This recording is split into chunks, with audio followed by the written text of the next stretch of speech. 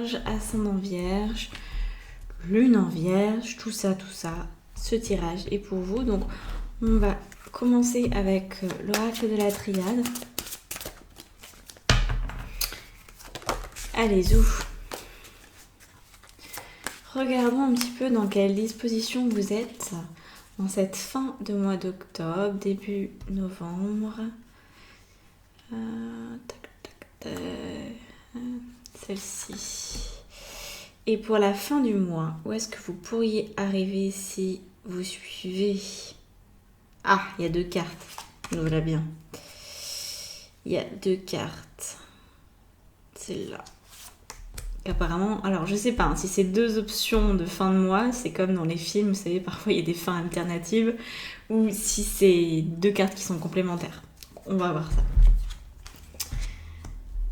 Un début, alors je vais mettre ça au centre, carte du silence, ok. Ok, ce sont 2 cartes complémentaires, il n'y a pas de fin alternative. Alors je vous rappelle de prendre que ce qui vous parle dans les tirages que je fais. Étant donné que ce sont des tirages généraux, on ne peut pas être d'une précision extrême. Donc, et ça ne peut pas non plus coller à toutes les vierges de la Terre. Donc là, on va prendre des cartes pour essayer de comprendre un petit peu ce qui va se passer entre ce silence, la nécessité et la mort. Voilà, c'est quoi le moi, de quoi il va être constitué. Donc pour ça, j'avais envie d'aller chercher la carte qui exprime la relation que vous allez avoir de vous à vous. Donc, comment ça se passe? Quelle est la meilleure posture à adopter de vous à vous? Ok, on est sur un 5 d'épée. Il y a pas mal de bouleversements apparemment. Dans vos relations aux autres, on a le pape, ok. Et on va prendre une carte conseil toujours avec ce jeu. Et on a le magicien. Bon, ça, c'est bien. Ça rééquilibre un petit peu les cartes.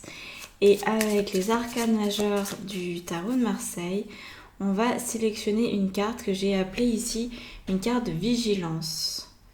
Alors, vigilance parce que c'est un petit peu comme le point faible qu'on peut avoir naturellement et qui vient semer le trouble parfois.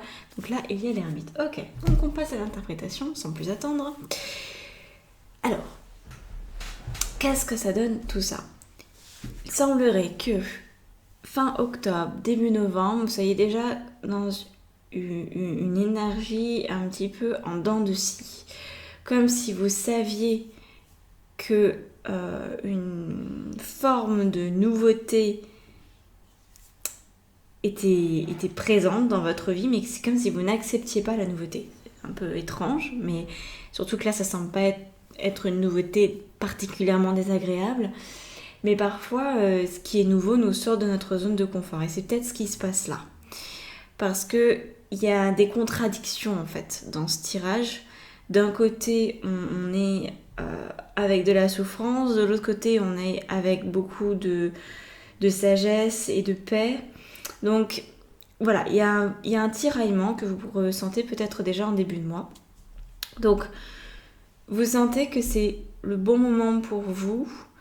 Alors, non pas pour faire silence à proprement parler, mais plutôt pour écouter. Vous voyez, quand on fait silence, quand on se tait, eh bien, intérieurement, on a notre voix qui s'éveille et qui prend toute sa place. Là, je crois qu'en fait, vous avez peur de vous-même. C'est assez dingue à dire, hein, parce qu'il y a beaucoup de potentiel là-dedans, dans ce tirage, et il y a vraiment beaucoup de choses que vous pouvez mettre en place pour le mois de novembre. Mais c'est comme si vous aviez peur non pas de vos ombres, mais de votre lumière. Voilà. Et ça, c'est un petit peu triste aussi d'un certain côté, parce que je comprends qu'on puisse être effrayé par nos ombres, par nos côtés un peu pas très jolis quoi. Mais par notre propre puissance au sens de lumière, là c'est un peu plus embêtant. Donc là il y a besoin pour vous de reprendre confiance dans votre puissance et peut-être aussi de modifier votre vocabulaire ou votre manière de parler de vous-même. Il est temps de dépasser celle qui subit ou celui qui subit sa vie et de vraiment aller là où vous voulez aller. Vous voyez, c'est ça en fait. J'ai peur de ma puissance parce que quand je me rends compte de qui je suis, je me rends compte que je peux tout faire. Je peux tout mener à bien. Et jusqu'à présent, peut-être que vous vous cachiez derrière une espèce de pauvreté mentale, hein, dans le sens où ah oui, moi je suis pas assez intelligente, ah oui, moi je suis pas assez ci, je suis pas assez ça. Et puis de toute façon, l'autre, peut-être soit il a besoin de moi, soit de toute façon il m'a fait du mal et puis c'est comme ça. Comme si vraiment, voilà, il y a une forme de victimisation ou plutôt de non-reconnaissance de votre pouvoir à changer les choses. Donc la relation de vous à vous, elle est en dents de scie parce qu'on a le 5 d'épée qui est synonyme de perturbation mentale, de conflit mental, où vous prenez potentiellement l'autre comme responsable de la situation dans laquelle vous êtes. Alors qu'en fait, c'est vous qui vous êtes mis là-dedans tout seul. Hein, on n'a jamais besoin de quiconque, même les décisions... parfois quand on observe, hein, on pourrait se dire cette voiture j'ai pas eu le choix, c'est forcément celle-ci que j'ai achetée, cette maison j'ai pas eu le choix parce que je sais pas, j'en ai hérité donc c'était forcément cette maison, etc. Et en fait, il y a bien souvent on ne se rend pas compte de la responsabilité qu'on a. Parce que la responsabilité, c'est pas forcément uniquement prendre une décision dans le sens où oui, je veux ça, c'est aussi accepter tacitement des choses. Et là, par rapport à ce tirage, je pense que c'est beaucoup d'accords tacites. Où finalement vous n'avez pas fait entendre votre voix et donc ça a perduré dans le temps. Sauf qu'il y a beaucoup de choses qui ne semblent ne plus être d'actualité, beaucoup de conflits avec votre passé qui ne sont plus d'actualité, mais pourtant qui semblent encore faire partie de votre quotidien. Donc on va voir avec l'extension où est-ce que ça nous mène, tout ça, si on peut être un peu plus affiné. Affûter, c'est même le cas de le dire, c'est là, il faut affûter, c'est au niveau de vos projections mentales, au niveau de vos pensées. On est beaucoup dans un système de croyance là aujourd'hui, hein, parce que le pape va nous parler de la relation que vous avez aux autres, et c'est comme si finalement c'était les autres qui faisaient la loi pour vous. Sauf que c'est pas du tout l'idée de la vie, hein. C'est pas les autres qui sont censés vous dire ce que vous devez faire, c'est vous qui prenez vos décisions et puis point barre à la ligne. Donc là, le pape, il a un petit côté condescendant. Il n'est pas super bien aspecté dans les relations aux autres. Donc ça veut dire que vous pouvez peut-être percevoir l'autre comme celui qui vous oblige à quelque chose, qui vous donne des ordres, qui vous remet à votre place, ce genre d'éléments-là, vous voyez. Mais en fait, tout ça, c'est parce que vous n'avez pas guéri des attaques du passé. Voilà. Vous mélangez encore le passé et le présent. Aujourd'hui, vous êtes complètement libre parce qu'on a le magicien qui est là et on a l'ermite qui est là, qui nous indique vraiment que vous êtes en pleine capacité de prendre votre vie en main et de faire ce que bon vous semble. Mais vous pourriez encore avoir, vous savez, comme quand on est petit, on nous dit peut-être vous avez entendu ça quand vous étiez jeune, toi tu es par exemple le deuxième dans la fratrie, donc tu auras toujours cette place et puis t'es celui qui est le moins aimé, le moins apprécié. Par contre, le dernier, c'est le préféré. L'aîné, lui, il a toujours été responsable avant tout le monde. Vous voyez, il y a une histoire de hiérarchie, de place potentiellement dans la famille avec un pape. Dans la relation aux autres. Alors ça peut aussi être, c'est valable quand je dis relation, c'est le relationnel là aussi avec vos collègues. Par exemple, vous avez commencé à un poste assez bas dans la hiérarchie. Aujourd'hui, vous avez peut-être gravi certains échelons, ou en tout cas, même si vous êtes resté au même poste, vous êtes une personne différente quelques années après, c'est bien normal. Mais c'est comme si on vous voyait toujours comme le premier en fait, le tout jeune nouveau, celui qui vient à peine de débarquer et qui connaît pas encore son travail. Alors que vous avez acquis certainement de la maîtrise, ou en tout cas une meilleure connaissance qu'au tout départ de votre emploi. Donc là, il est vraiment question de cette histoire de hiérarchie. Où est-ce que vous vous placez dans la hiérarchie? Et tant que vous essayez de vous comparer à quelqu'un d'autre qui a pris une autre place, ou que vous vous dites je suis un peu quand même victime de ce qui va m'être dit, de ce qui va m'être transmis, alors à chaque fois vous conservez en fait ce 5 d'épée pour vous-même et vous conservez le conflit pour vous-même. Donc c'est un gros mois quand même pour vous de remise en question par rapport à la place que vous prenez dans vos relations avec les autres. Est-ce que vous êtes toujours la petite dernière préférée? Est-ce que vous êtes toujours celle ou celui qu'on doit, qu'on doit aider parce qu'il peut pas s'en sortir, il sait pas se faire cuire un œuf sur le plat, voyez? Ou est-ce que c'est au contraire quelqu'un sur qui on va toujours compter parce qu'en fait depuis toujours on a toujours compté sur vous, donc ça continue encore et encore. Et en fait, peut-être que ça fait bien longtemps que vous savez vous faire un œuf sur le plat, mais que personne ne reconnaît cette capacité-là, et qu'au final, on continue de vous servir un petit peu les choses dans votre vie, et que vous vous sentez dérangé par cette hiérarchie qui n'est pas ajustée. Ou alors, peut-être que maintenant, vous n'avez plus envie d'aider les autres tout le temps, vous n'avez plus envie d'avoir cette place, en fait, de l'aidant, et que vous auriez peut-être envie que la vapeur soit inversée. En fait, voilà, il est vraiment question de ça. Si vous ne trouvez pas votre place au niveau relationnel, c'est parce que vous avez encore ces blessures-là. Donc, travaillez sur vous et le reste va se mettre en place. Vraiment au niveau de la hiérarchie et au niveau des dogmes, des lois, qu'elles soient familiales ou entrepreneuriales. Alors, ici, on a le magicien qui vient en carte conseil quand même. Donc comme je vous disais, vous avez tout ce qu'il faut pour manifester. C'est pas un problème du tout. Vous pouvez complètement aller jusqu'au bout de là où vous voulez aller. La carte du magicien, elle indique le conseil de revenir à votre être spirituel en fait. Parce que tout ça, et c'est quelque chose que j'ai dit d'ailleurs dans d'autres signes, parce qu'il y avait un peu ce même type de configuration pour d'autres, qu'à chaque fois qu'on est dans le mental, en fait, on est dans notre ego qui maintient l'illusion de la souffrance. Donc, ça, c'est un warning quand même très important, une situation qui peut vraiment vous mettre à mal, parce que vous croyez que cette position hiérarchique, vous croyez que tout ça, c'est vrai, alors qu'en fait, non. Vous voyez, vous n'êtes pas ce que vous croyez être. Là, c'est... Voilà. Il y a une illusion de votre ego qui préfère rester dans la souffrance. Alors après, on ne sait pas pourquoi, parce que le pourquoi est différent selon chaque individu. Il peut y avoir des milliers de raisons. Mais voilà, il peut y avoir une allégeance à la famille, il peut y avoir un contrat qui a été passé au niveau de l'âme, ou alors il peut y avoir tout simplement un conditionnement pendant l'enfance qui vous a fait prendre telle ou telle direction et qui aujourd'hui semble encore valable, quand bien même vous n'êtes plus en enfance. Donc vous devriez réactualiser, votre vie en fonction de ce qui est là présentement, et apparemment vous avez du mal à le faire. Donc ce conseil avec le magicien, c'est de vous autoriser à faire les choses autrement. À se dire, ce qui me semble impossible va le devenir. Et vous allez trouver des solutions. Le magicien, c'est celui qui trouve des solutions.